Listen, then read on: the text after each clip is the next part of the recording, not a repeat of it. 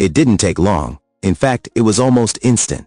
The moment Frances Swaggart's quiet admission, he wasn't wrong, started leaking beyond her living room, the waves began to hit the shores of the very place she had spent her entire life protecting, the church. Family Worship Center had seen controversies before, but this one was different. This wasn't an attack from the outside, wasn't the media running some half-baked scandal, wasn't a tabloid headline twisting words for clicks. This was coming from within, and that made it far more dangerous. For decades, Frances had been untouchable in the eyes of her congregation. She was the pillar, the voice of steady conviction, the one who had never flinched even when storms tore through the ministry. She had defended Jimmy through the worst years, had stood beside Donnie when critics lined up against him, had smiled through whispers that would have broken other leaders. But now, for the first time in living memory, her own people, her own trusted circle, were looking at her differently. The backlash didn't come as shouting in the aisles or public confrontations. It started in subtle ways. A longtime usher, one of the men who had served since the early 90s, avoided eye contact with her as he passed in the hallway. A few staff members who usually greeted her warmly kept their conversations short. Meetings she was normally invited to were suddenly already handled. By Wednesday night Bible study, the air in the sanctuary felt charged.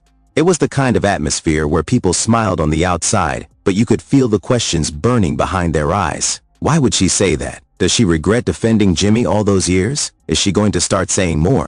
In private, the whispers turned sharper. She's opening old wounds that the Lord already healed, one elder told a friend. She's giving our enemies ammunition, another muttered after service. She's getting too soft in her age, a younger associate pastor said in a meeting he thought would never get back to her. But it did. Everything always does. Frances heard it all, not because she went looking for gossip, but because loyalty in the church is never universal. There are always those who will carry information from one side to the other, either out of genuine concern or because they secretly thrive on the drama. A trusted woman in the ministry office pulled her aside after Thursday's telecast and whispered, "Sister Frances, I think you need to know. Some of them are saying you've lost your discernment." It stung, not because she believed it, but because she had given her entire life to making sure no one could ever question her discernment. And yet, she didn't flinch. "Let them talk," she told the woman calmly. "Truth is still truth, no matter how many people are afraid of it." That's what most of them didn't understand. Frances hadn't made her statement to start a war. She had spoken from a place of conviction, the same conviction she had lived by for decades. When she said David Wilkerson wasn't wrong, she wasn't throwing Jimmy under the bus. She wasn't siding with the other camp. She wasn't trying to undermine the ministry. She was simply acknowledging that a warning had been given, and ignoring it had cost more than anyone could ever fully calculate. But in church politics, perception is more powerful than intent. And perception was rapidly turning against her. Some of the younger pastors began subtly shifting their alliances. Instead of stopping by her office, they lingered in Donnie's hallway. Committee discussions about upcoming events somehow left her out of the loop. A few even began hinting in prayer meetings that God's leaders must be careful not to agree with the voice of the accuser. It wasn't said with her name attached, but everyone in the room knew what it meant. Donnie himself tried to hold the line. In private he told her, "Mama, they're nervous. They think this is the first crack in the armor." Frances smiled faintly. Then they don't know how strong this armor really is.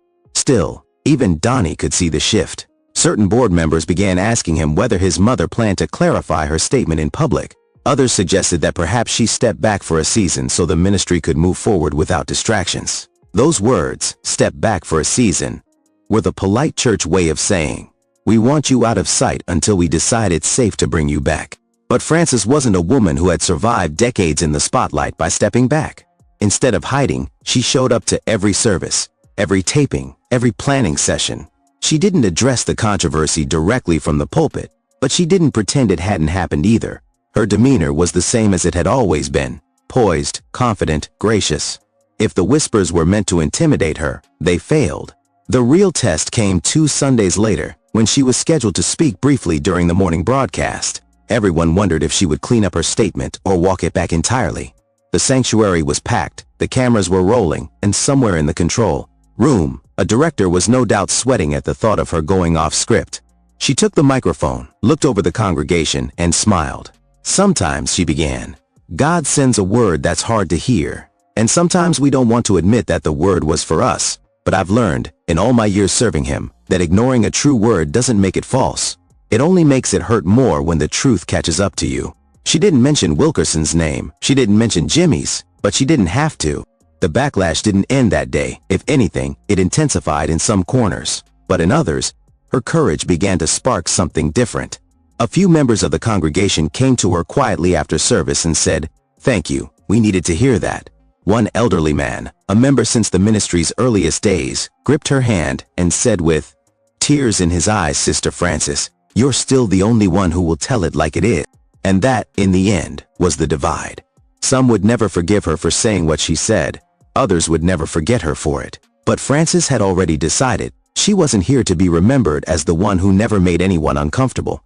She was here to be remembered as the one who told the truth, even when it cost her. And in the world of ministry, that cost is always higher than most people think. The backlash didn't just remain confined to whispered hallway conversations. Within weeks, the tension began seeping into the very fabric of family worship centers' operations. Ministries that had once worked in perfect sync suddenly began experiencing communication problems. Deadlines for telecast scripts were missed. Announcements got changed without warning. It was subtle sabotage, the kind that could be denied with a smile. But Frances knew the signs. She'd been in ministry politics long enough to recognize when people were testing the waters to see how far they could push before she pushed back. The irony was that Frances wasn't some soft, fragile presence in the ministry. People often forgot that behind her gracious smile was a steel will. She had stared down national reporters in the height of Jimmy's scandals, had negotiated with television networks that were ready to cut their ties, had sat in rooms with lawyers and told them exactly how things were going to be. Those years had left her with a quiet kind of power, one that didn't need shouting to be felt. And now, as the murmurs grew, that power began to make people nervous. One Thursday afternoon, she walked into the staff conference room unannounced. A half-dozen ministry leaders were sitting around the long oak table, papers spread out, their conversation dying instantly when they saw her. "Please," she said with a smile, "don't stop on my account." The room stayed silent. Frances stepped further in and placed her hands lightly on the back of an empty chair. "I hear there's concern about my choice of words recently. I want to assure you, I haven't lost my discernment. I haven't turned my back on this ministry. And I certainly haven't forgotten who I am in Christ. But I will also say this. If the truth of God offends us, we might need to ask ourselves why."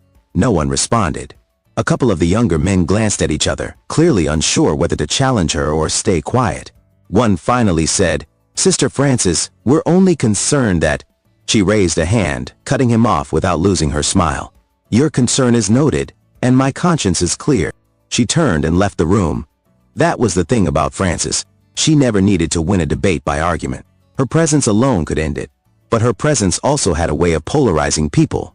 By the following Sunday, word of that conference room exchange had made its way into half the congregation, though the story had already twisted into new shapes. Some said she stormed in and rebuked the staff. Others claimed she threatened to expose old secrets. None of it was true, but in church politics, perception is the weapon, and the wounds it causes are just as deep as fact.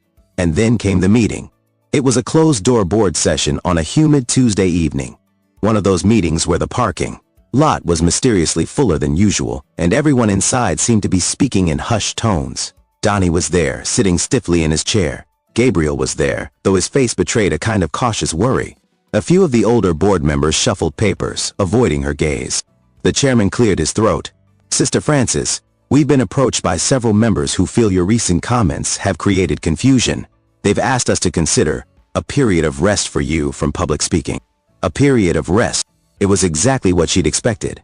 She had heard those words before, in different contexts, and she knew they never meant rest. They meant removal. They meant distance until the storm passes. She leaned forward, resting her hands on the table. "You think taking me off the platform will stop the conversation?" she asked calmly. "It won't. It will only make it louder. People will wonder why I'm gone.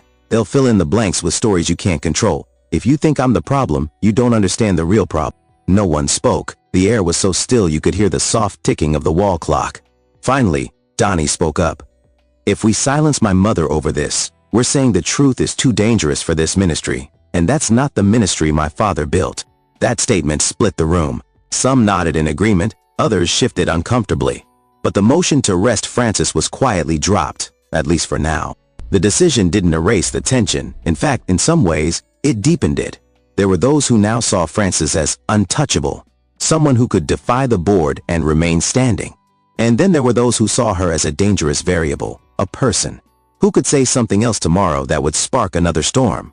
By mid-month, the backlash began taking on new forms. Anonymous letters arrived at the ministry P.O. box, some condemning her for siding with the enemy, others urging her to keep speaking the truth no matter the cost. Social media posts started appearing from anonymous accounts claiming to have inside information about what was really happening behind the scenes, and the members who supported her began quietly rallying together. Small prayer circles forming after service, private text threads buzzing with updates. Frances noticed. She always noticed. But instead of retreating, she leaned into her routine. She arrived early for services, stayed late to speak with members, smiled for every camera, and shook every hand that reached for hers. If her critics were waiting for her to show signs of strain, they would be waiting a long time. It was the Thursday evening broadcast, 3 weeks after the confession, when she made her most subtle move yet.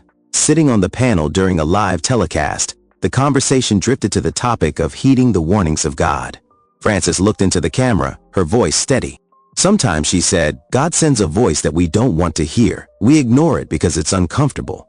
But ignoring it doesn't make it go away. It just means the consequences hit harder when they come. And when they come, you'll remember the voice you ignored. The studio was silent for a moment after she spoke. Even the hosts beside her seemed unsure how to respond. But for viewers watching at home, especially those who had followed the rumors, the message was unmistakable. She hadn't backed down. She hadn't softened her stance.